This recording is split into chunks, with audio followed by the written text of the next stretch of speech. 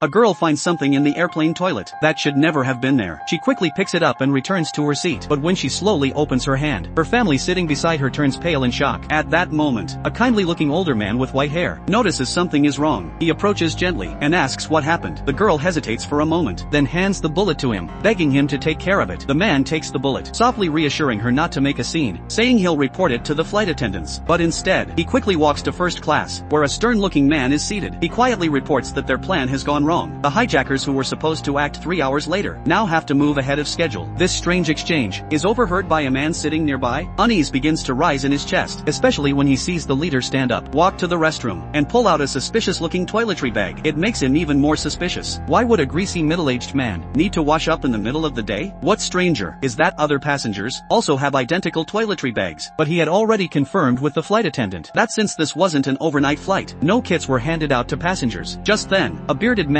enters the restroom, and from his toiletry bag, he pulls out a shining handgun. The moment the man realizes something is wrong, the hijackers tear off their disguises, raise their weapons, and order everyone to sit still, including that seemingly kind old man. There are 5 hijackers in total. Their leader rushes to the flight attendants, stopping them from calling for help. The others quickly fan out, collecting passengers' phones one by one, to keep anyone from alerting the ground. Even the child's game console isn't spared. One flight attendant secretly tries to report the situation to the captain, but before she can finish, a female hijacker catches her red-handed. Luckily, the captain already senses danger from her half-finished words. He immediately contacts ground control to explain the emergency, then turns to the co-pilot, telling him no matter what happens outside, he must never open the cockpit door. But the hijackers clearly have a plan. Before long, the leader forces the head attendant to demand that the captain open the cockpit. What the co-pilot doesn't expect is that when the hijacker threatens the head attendant's life, the captain finally loses his composure.